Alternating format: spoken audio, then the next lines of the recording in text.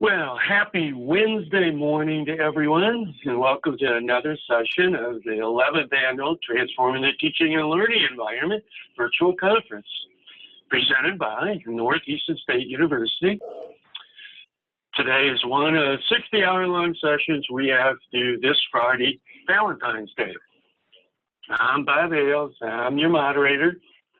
Don't forget, all of our sessions are closed captioned. To view the caption, simply click on the closed caption icon on the toolbar at the bottom of the screen. Today's session is a good one. It's what will online higher education look like in 2040? And Trina and Lydia have gotten out their crystal ball and are going to tell us, and I'm going to put a reminder on my calendar in 20 years to check and see how right they were. Lydia is the Senior Instructional Designer at the Center for Teaching Excellence at the University of South Carolina and works with faculty in online course design, development, credit management, and quality assurance reviews. And Trina serves as the Interim Director of the Office of Academic Programs and the Associate Director for the Office of Distributed Learning. She coordinates the development, revision, and termination of degree programs for the USC system and for USC Columbia. So without further ado, let me turn it over to Trina and Lydia. Well, good morning, and thank y'all so much for joining us. Can everybody hear us okay from our end? If you have any problems, just raise your hand or type in the chat box. We do have the chat box open and are looking forward to our time together. So again, welcome, and thank you so much, Bob, for your great introductions. I'm going to actually turn it over to Trina, who will get us started. All right, so during this presentation, we're actually going to pose 4 questions to the group. And then after we hear your responses, we will talk about some of the responses we've seen on our own campus, because we did the same exercise as part of a strategic planning process. And we've also presented at another conference. So we'll share with you the responses from the participants in those processes, and hopefully you'll see some similarities with your own responses. So the first question I want you to think about is in terms of what online learning will look like in 2040, think about the students and how the students in 2040 might compare to the students now. And you can use your chat box to give us some of your responses. And like I said, hopefully we'll have some similarities to some other things that we've already seen. And we'll give you a few minutes to do that.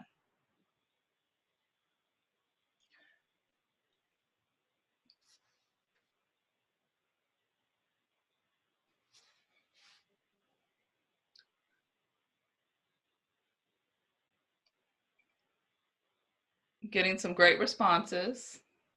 Mobile, virtual, that's definitely something that we've seen. Personalized learning, that's another one.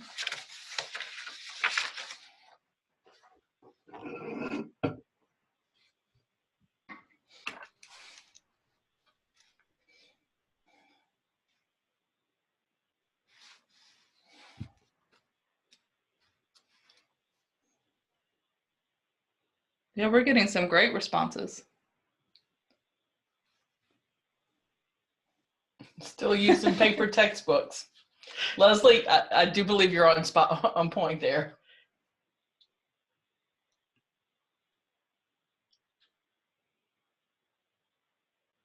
More globalization, that's another good one.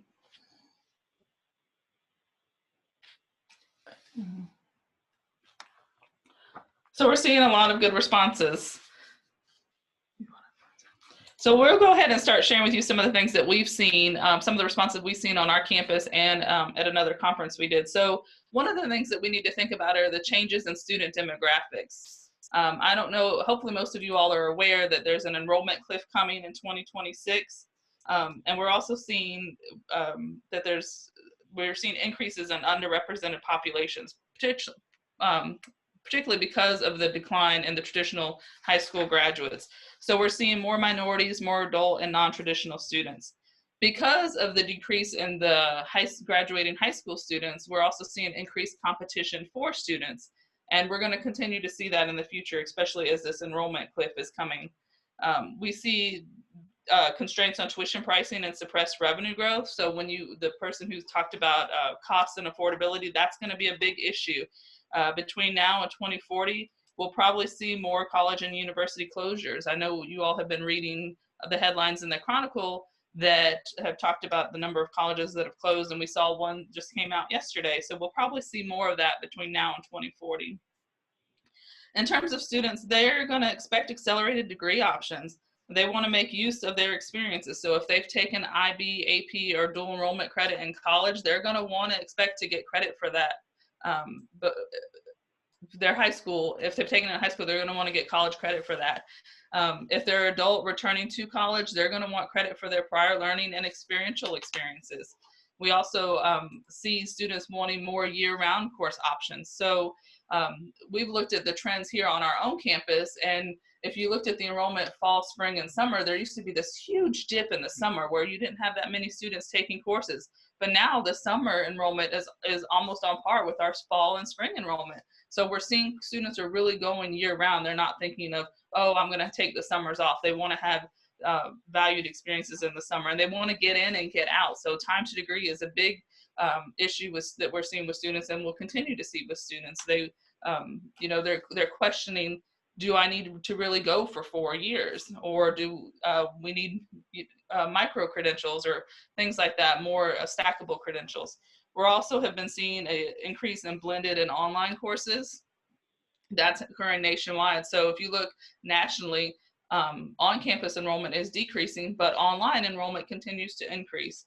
And we see that students are more inclusive, tolerant, and diverse, and that will continue. The Gen Z students are very concerned about social issues and equality, and there's all the indications that the Generation Alpha, those that are born after 2010, will most likely be concerned with the same issues. And they're also being called the I generation. They're digital natives. They're going to expect technology to be infused with everything. So as we're thinking about how we're preparing courses for these students, think about what we need to have in those courses. As I mentioned a little bit earlier, so students are going to be concerned about jobs and return on investment and being able to be employed once they graduate. And they want skills and job training, but not necessarily a degree. So they might want a micro-credential or those stackable certificates. Access issues will continue to persist. There's been a lot of advancements on that front, but they're still going to continue to persist. And then we're also seeing, because of the decline in the traditional high school graduates, we're seeing more institutions going after lifelong learners. So Georgia Tech really has students from 18 to 85, and many institutions like our own provide free or low-cost courses for senior citizens. So in our state, any citizen over age 65 can take a course at a public institution for free at no cost. We also have seen that many students want a global immersive experience. They want opportunities to engage in research. They want internship opportunities, even in their own online programs. So we have a push here at the USC campus for experiential learning, and the students in our online programs have said, we want that too. We want to have the experiential learning. So they want those opportunities. Students will continue to engage in learning in multiple modalities, especially if you're looking at the trends in the K-12 education sector. We're seeing an increased use of technology in one-to-one classrooms where students are used to having devices in their hands to do their work. We're seeing a lot more flipped classrooms and active learning. So students are going to expect an online component for every course. We're seeing more and more students taking a combination of online and on campus, and we expect that to continue in the future. And we've even seen an increase in students attending multiple institutions. Particularly, we have a lot of gateway programs here where they can start at a 2-year institution and then come into campus. So that has traditionally been the transfer, but we're seeing transfer between even 4-year institutions is really increasing too. And reverse transfer is occurring too, where a student might start at a 4-year institution and then go to a 2-year institution. So these students are increasingly mobile, and how we deal with that and think about transcripts. And I know We've heard in the news about blockchain technology for transcript and making that data more portable and to more easily follow the student. Another one someone said was the globalization of higher ed, and we've seen that too. There's been this big push to recruit and retain international students. We all know the value that they bring to our campuses, but another reason why campuses recruit international students is because they're trying to make their budgets with these constrained budgets. So in our campus, we're about 50-50 between in-state and out-of-state / international. And we've done that because we've had severe budget cuts in our state. And so the out-of-state students really are subsidizing the in-state students. Students increasingly want to be producers of content and of knowledge. So we're seeing an increase of maker spaces on campuses. Students are not just coming here to learn, they're coming here to create. They want to do their own research. They want to, if they're in they want to be able to create things, as well as if they're in an art program. And students are their own best advocates. They really do promote themselves and have self-advocacy. They want information readily in their hands. They're digital natives, so they want information immediately. We see that they really don't want to wait on things. They want it right away. And we think that will continue, especially with the Generation Alpha students. They want tailored, personalized experiences, and they want flexibility in their majors. We're seeing a lot more of that, where students are requesting to be able to create their own majors. So in 2040, there will be majors that haven't even been created yet. There will be areas of study that we don't even know about now, which is kind of exciting. And students, first and foremost, they're consumers. They're going to expect a return on investment, and that's not going to go away anytime soon. One of the things we want to talk about in a little bit more detail is the expected enrollment declines. So we'll see increases until about 2025, but then we'll have a sharp decline in 2026. Again, we'll see a little bit of an increase starting in 2032, but those increases, it will take them some time before they're expected to return to the 2019 levels. So I hope most of you are aware that this is something that's coming and that your institutions really should be preparing for this. The main reason for the expected enrollment decline is the decrease in births following the 2019 recession. So the traditional college student, the recent high school grad, will significantly decrease, and colleges will need to be creative and innovative in their recruitment and retention efforts. Since we're not going to have that traditional high school graduate population, we see a lot of institutions already going after the adult population or other underrepresented populations. We also wanted to point out that not all regions will experience the same sharp declines. So if you look at these two charts here, really the biggest declines are going to be in the Midwest and the Northeast. And then in the West and the South, there will be some areas where there will be increases. And also, and with that, there will be differences in the types of institutions as well. So the more elite and the top research institutions will probably see increases, while other non-top 50 institutions and we'll see minor decreases. And then the regional higher ed institutions and the liberal arts colleges will probably see the biggest decreases.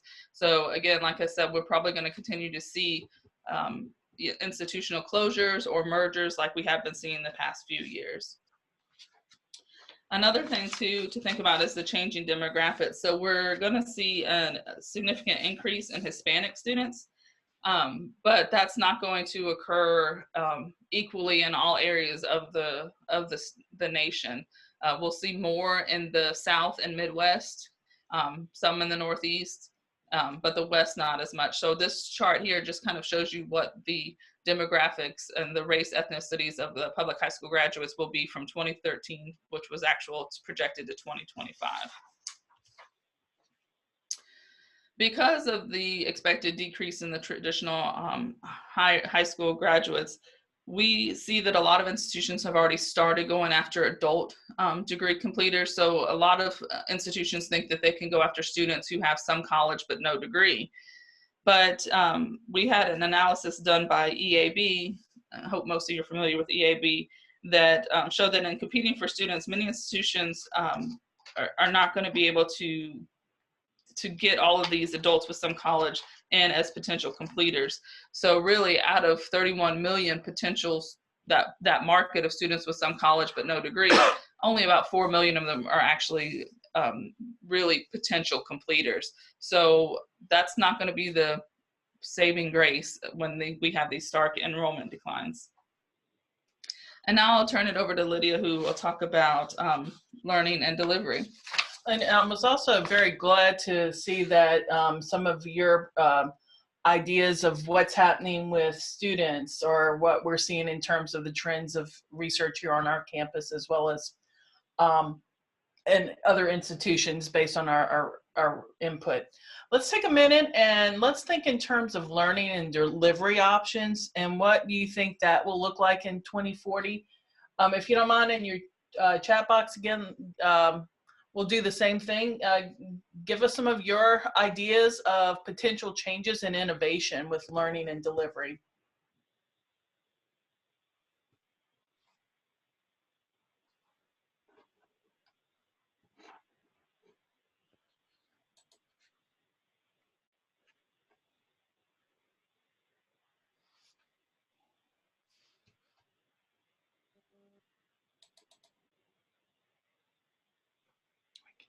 Mm-hmm.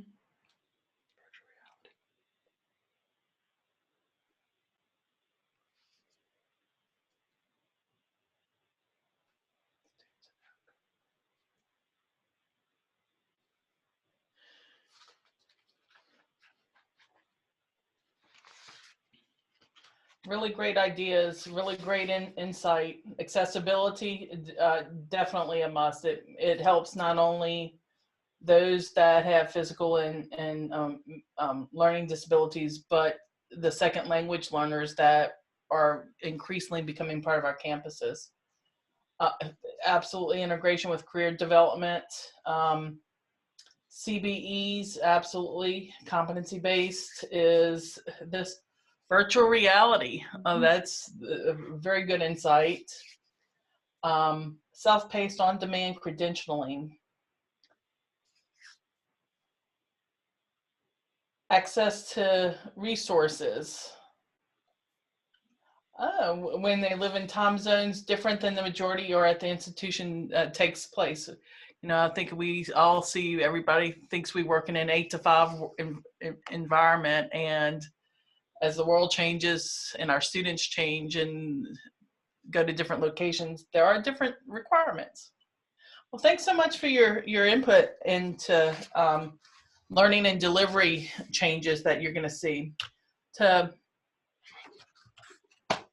give you some insight into what what we're seeing here at the university, and as we mentioned, based on our input and our focus groups from other areas.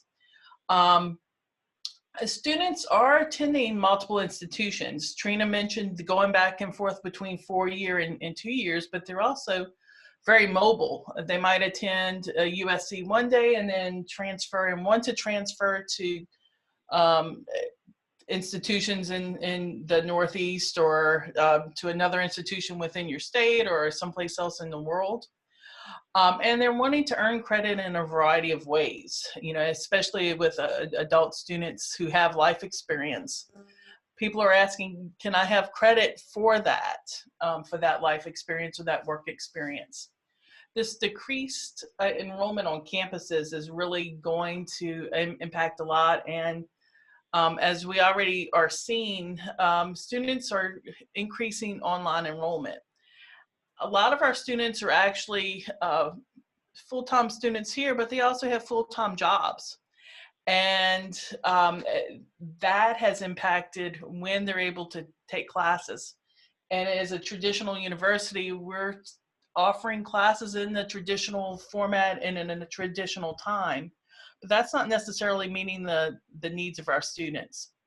We're also seeing where entire degree programs at the undergraduate level could benefit by moving the entire program online, as well as looking at some ways to cut prices for tuition and making some of these programs scalable. Technology, as we know, is going to continue to improve and actually change. And our LMSs, the way we think of them now, are going to change and morph. And a lot of it has to do with artificial intelligence. It has to do with the integration of some of the tools that today's students are so used to interacting with, such as the Google Suites or the Office 365 suites, and how can those be embedded into your LMS, as well as other Web 2.0 tools. How are they going to be embedded into your technology, into your learning management system? Affordability. There's been a big push for numerous years. We've all seen at all of our institutions the $500, $200, the $500, the $1,000 textbooks, and students cannot afford these. And so the open educational resource movement really took hold several years ago, and especially when you have easy access, free access to everything on the internet, people question, why did we have to spend so much money on textbooks? And especially when you know that the majority of that is purchase of textbooks, and that is going to support your publishing houses. We've had a couple of you mentioned the personalized learning, and we've all mentioned the experiential learning opportunities. Students need to be able to get the skills that they need and prove that they have the skills that can get them the return on an investment once they leave your institution. And the concept of experiential learning is really and truly based in adult learning, and it's been around for several decades, but it's also in terms of how we're looking at it, and including the reflective piece and the opportunity to apply what you're learning.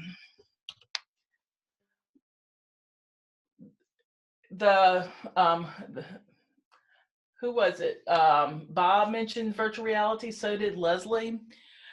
Artificial intelligence is going to make a big difference in higher ed as more institutions invest in this technology. We've seen it on some scales, and especially on some of the larger, more financially solvent institutions who've incorporated chatbots, for instance, or virtual artificial intelligent teaching assistants. At the university, or at the Georgia Tech University, they actually have teaching assistants, and they're grading assignments. And if there's an assignment that is not necessarily gradable, then it goes to a human person to actually take a second look at. And chatbots, a lot of chatbots are now powered by artificial intelligence, and they're answering questions for potential students or students who are actually on campus. And that's reducing the need for an actual person to do that job. But it's also sometimes, and it's a little scary from a staff person's perspective of, it's more efficient and effective, but it's also a little bit cheaper for an institution to take a look at it from that perspective. But it's also, institutions are really getting into virtual reality, artificial reality. Here at the university, we started an initiative in 2018 in terms of virtual reality, and trying to get faculty members interested in these and integrating them into the students' learning experiences. What we're finding is that students really do like the engagement that it brings to the classroom. We have several faculty members here who are having students create 360 and augmented reality projects. And the engagement level for those classes have really increased according to the information that the faculty members are reporting.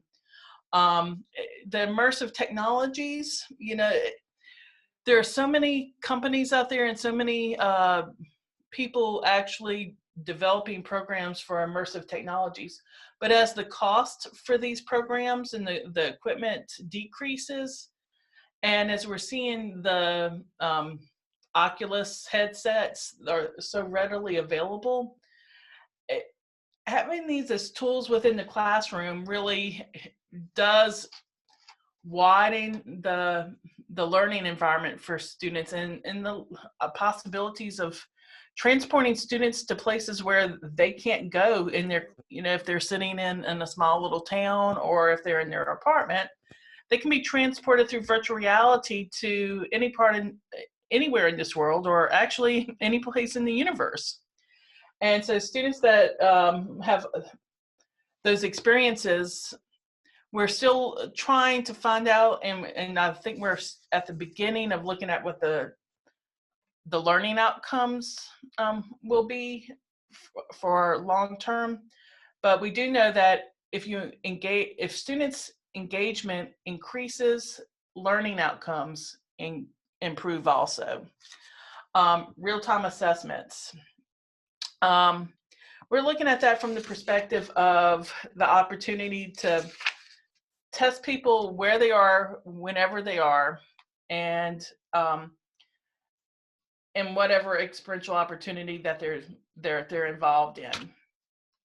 We talked a little bit about accelerated options already and mobile learning. A good number of students already at our university do everything on their smartphones, and I'm sure it's the same thing at your institutions.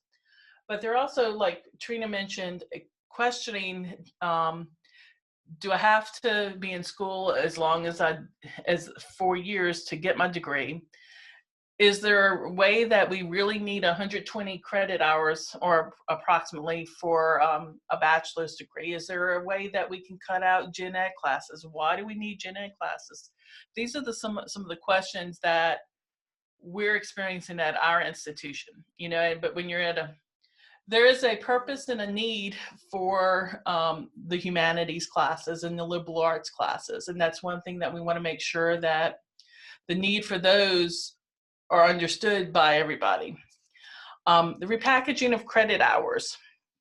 We actually found where one technical college broke down a 4-hour class into 4 one-hour courses.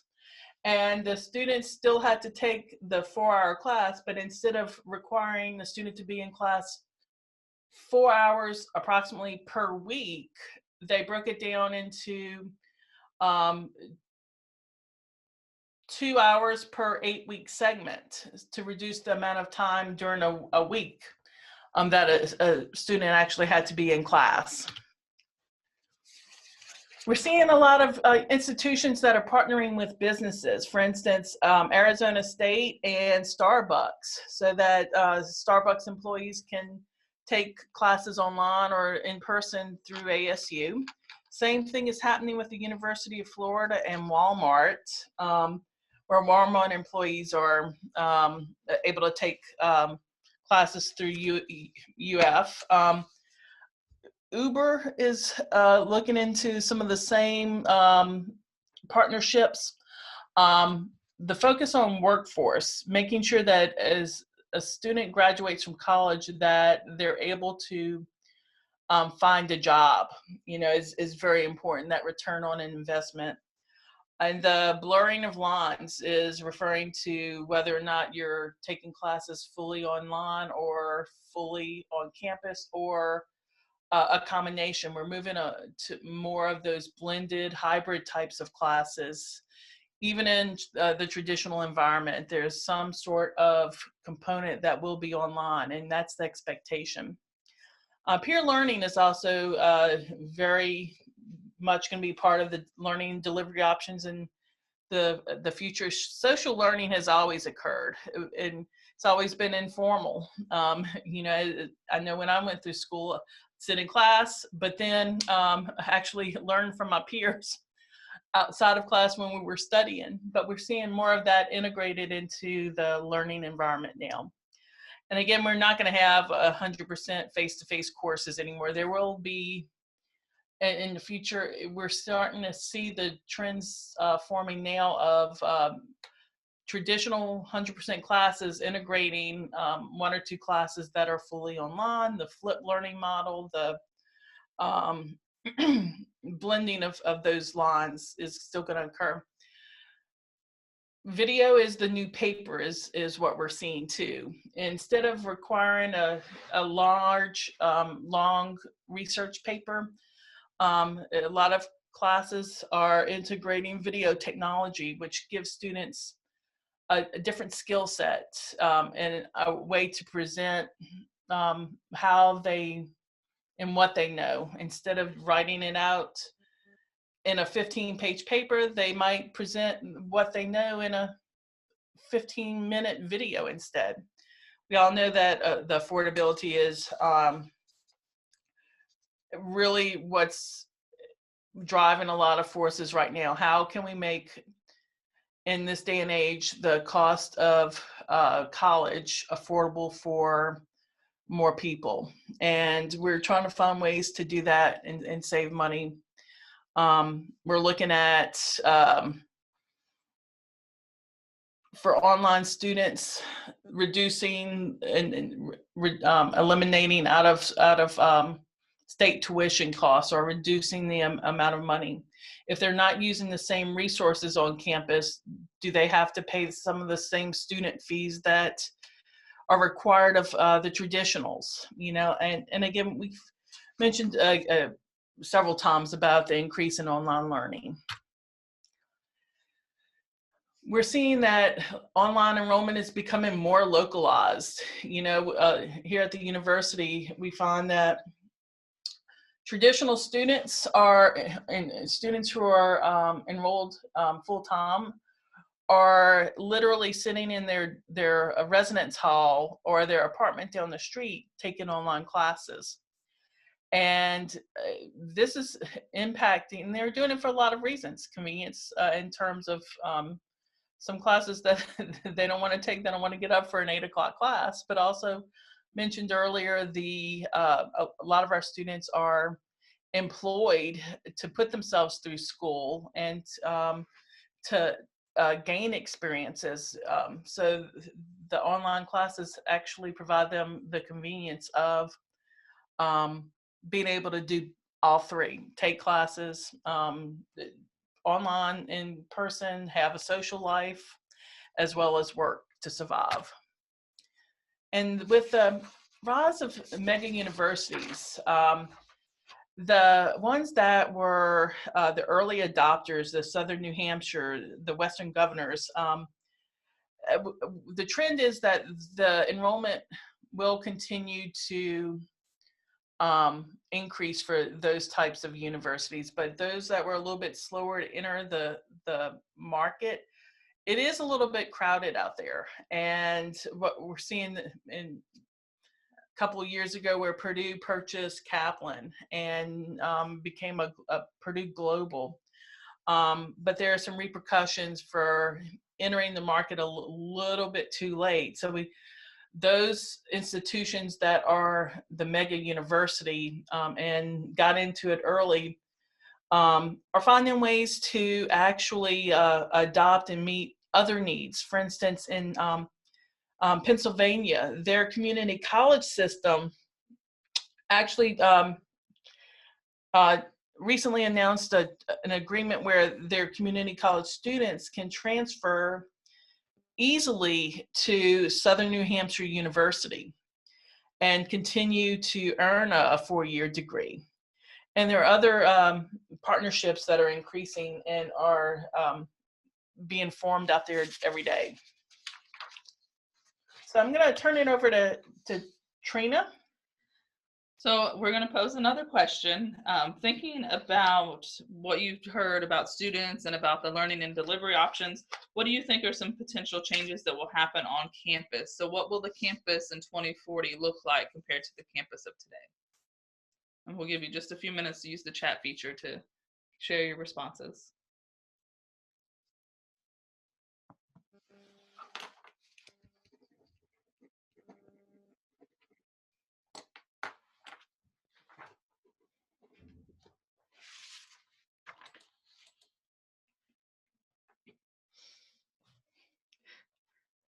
That's a good one. Esports facilities and events. We're seeing a lot of increasingly more colleges are creating esports teams.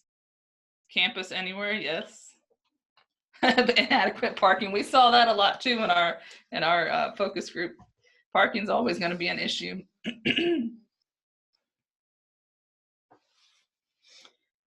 Ooh. Yeah, same buildings now. Yeah, deferred maintenance, that's an issue. Especially as we continue to see decreasing state support, it's really hard to maintain buildings. Robot cars. Well, maybe we might have a shared robot fleet of cars, you know, just like we have like the shared bikes and scooters now on campus. There might be some shared cars. That'd be interesting. At Ole Miss, you now have robots who are delivering food on campus. That's true. So yeah, we've had some great responses here. The main thing that we've seen in our focus groups is that the need to update and add technology on campus, especially to facilitate learning, whether it be in the traditional courses, which are going to expect some online component, or the blended and online courses.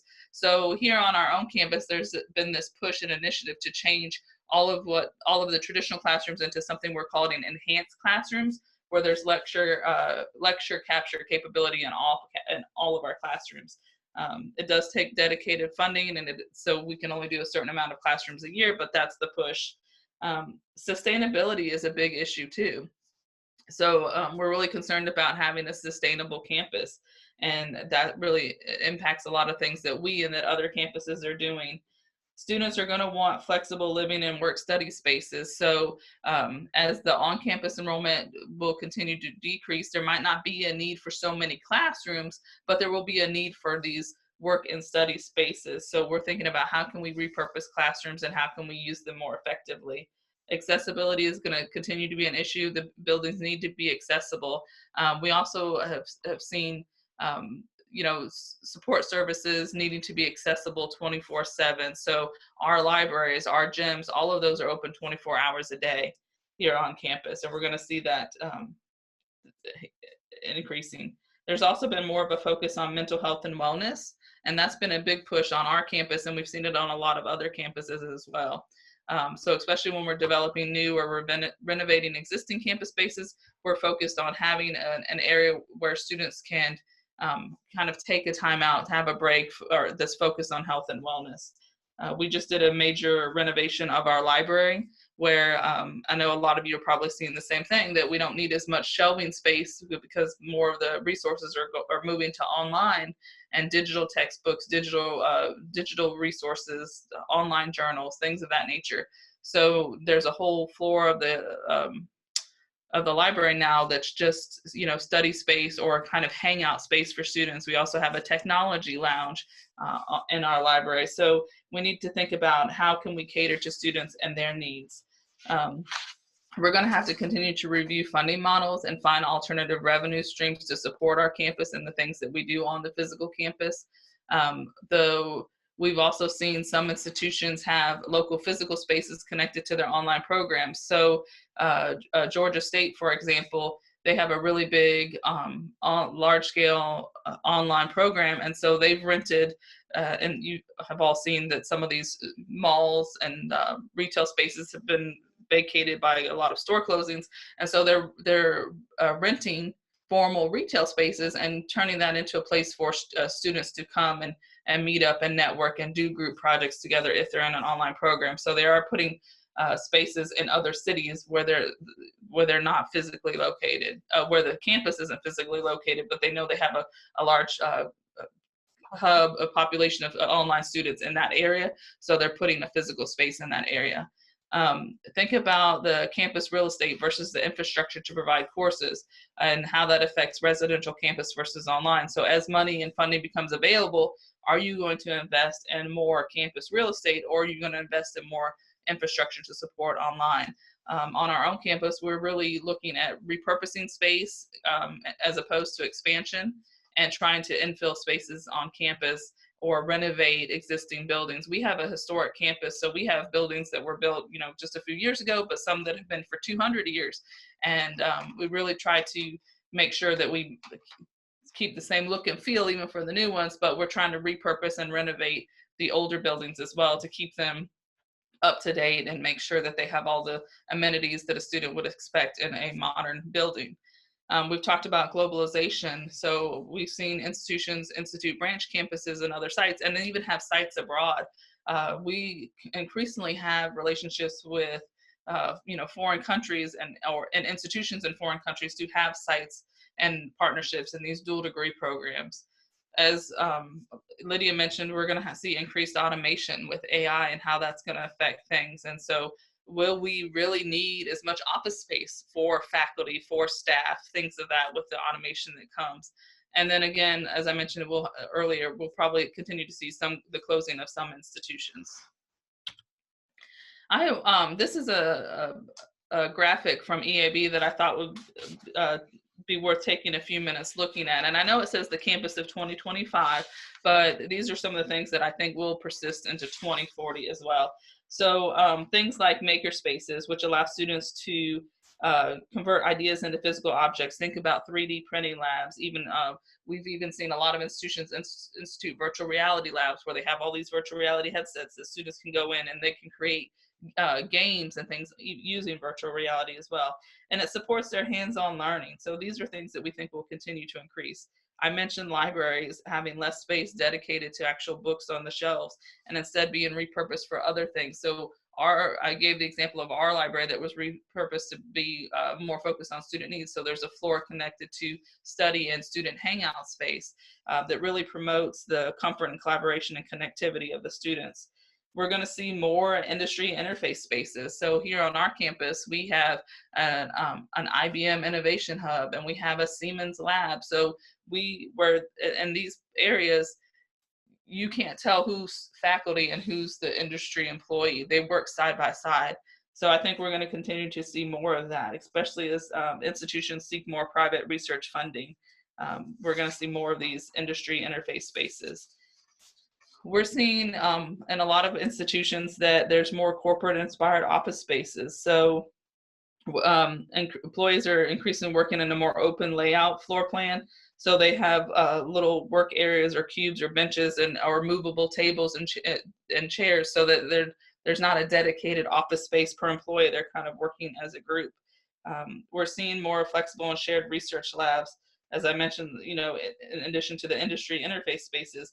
So we're moving to more flexible research labs where that promotes collaboration across disciplines and a lot of flexibility where they can be reconfigured very easily. We're seeing active classrooms and learning spaces as well, where more of classroom space is dedicated to active learning. So there's areas for students to engage and work and you really have the space and the resources to do that active learning.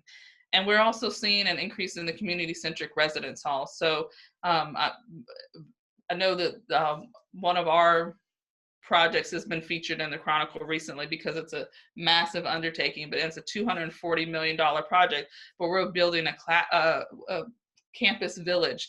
It's residence halls, but the whole first floor of all the residence halls are going to be retail space. So I'm sure we'll see a Starbucks in there and a Chick-fil-A because that's what students usually want.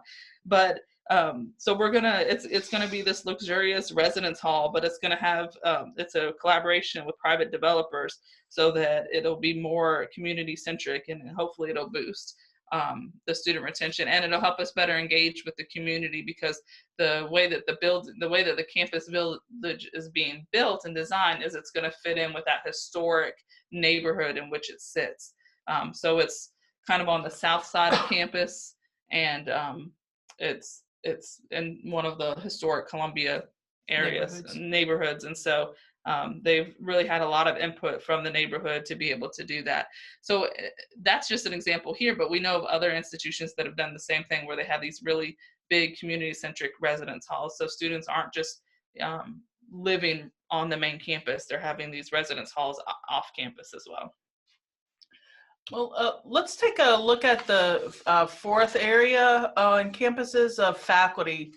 If you don't mind, take a minute and in the chat box, what do you think are some potential changes and innovation with what's going to happen with faculty in 20 years, within the next 20 years?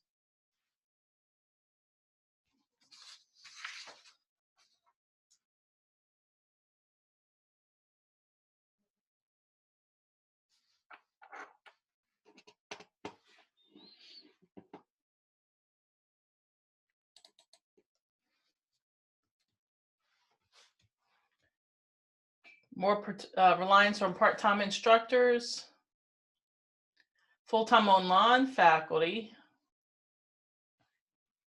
as opposed to just those that are on campus and teach online. Do you think that tenure will still be a thing? Oh, interesting. Erosion of tenure. And these are very, very real issues that are occurring across the country as we speak right now. Continue teaching concepts for faculty that are moving to online. You know, it's people think that if you teach, you can teach online, and it's a whole different skill set, and we've got to prepare faculty to be able to do that. You might be a great face-to-face teacher, but it's a whole different mindset and a different way of thinking and planning if you're doing it online. There was an interesting session on faculty academies. The training will increase, and I think that's absolutely right. We'll have to go back and actually take a look at that. I missed it myself. Thanks for bringing that up. Hopeful that faculty will embrace online learning and take more ownership of the modality. Awesome insight. And active learning, both in the classroom and online. Some great insight into what we're seeing trending here at USC and in other areas too. And to give you some insight, we do know that the diversity of the faculty population will continue to increase, not only with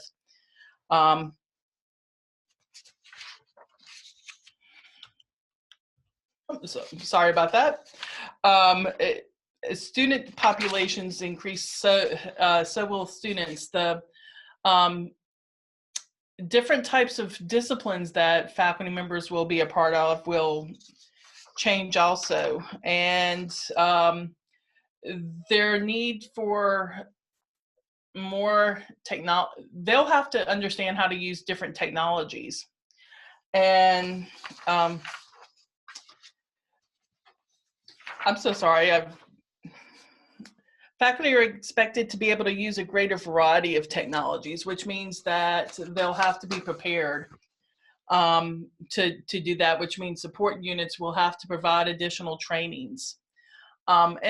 And institutions will actually have to support the purchase of those different technologies. We've mentioned the less reliance on full-time instructors, and that's absolutely what we're seeing, especially with the impact on finances and the reduction in the cost for the need for paying benefits. Adjuncts don't necessarily require the same amount, and most of the time you can hire more adjuncts at a cheaper rate than the full-time instructor, or especially the full-time professor or faculty member. We're also seeing the reduction in the number of faculty slots and then faculty lines, especially as the programs move classes online. People think that you can increase the number of seats by doing that, and you won't have to have as many individual class sections. The question of tenure is definitely something that we're seeing challenged across the nation every single day, and we see states who are challenging and trying to eliminate full tenure or tenure track positions, or the concept of tenure. You know, and the whole idea was for job security and for the inability of not being able to fire somebody out of a tenure track line, but this is being challenged in a lot of different institutions as we speak. We used to have the concept of the sage on the stage, where the faculty member was the only source of knowledge. And with the readily available information that's available on the internet, students are questioning, why do I have to go to college to know something when I, can learn how to perform medicine by watching a YouTube video.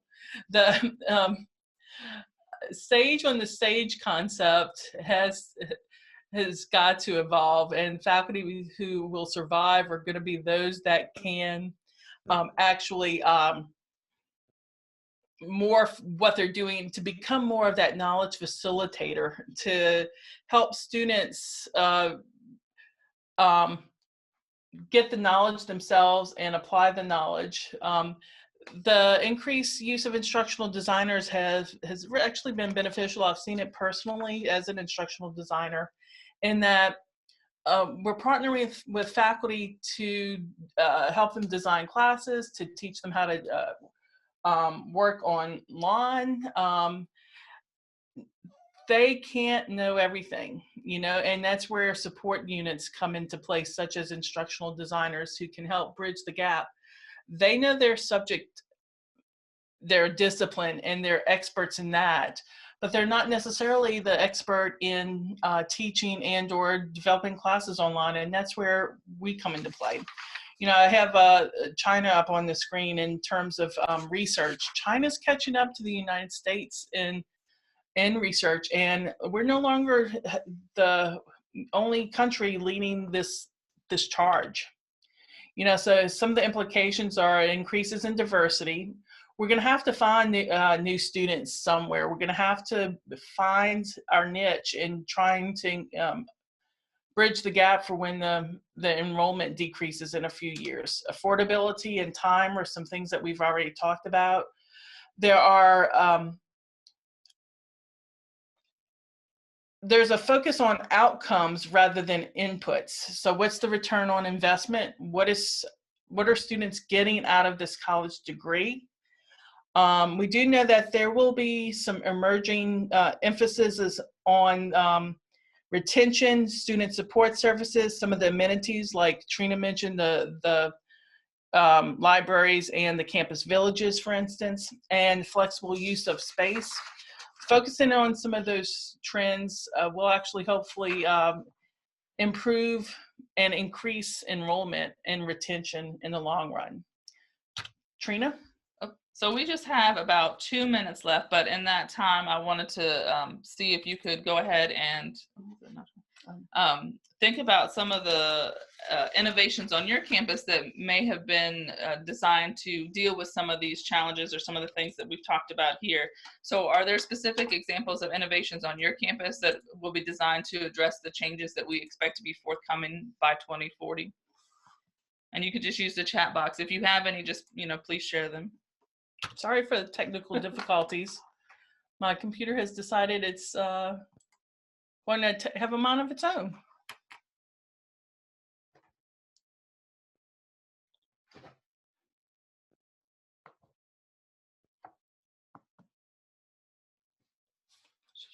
All right, so we're not getting a lot of examples, but I hope that we've showed you or shared with you a lot here that we've talked about. And if you read the Chronicle, there's a lot of examples there too. And if you're interested in some, you can just contact us and I can share some. Oh, someone said that embedded certificates, exactly, technical degrees that they can do within the associate degree. So, and using self-paced classes, that's another thing too, because students want to be able to do it at the time that's convenient to them. So there's some good things there.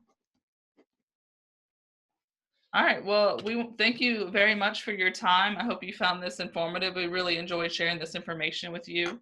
Do you have any questions before we sign off? No, it's great. And we're going to, all of us, we will meet right here again in 20 years. Sounds and good. See how well you predicted.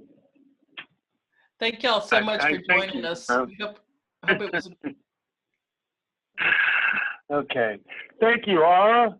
And Tina and Lydia, that really was very interesting. Thank you. It makes us think. Now, if we just had money for everything. Absolutely right. That's going to be a big issue. Yeah.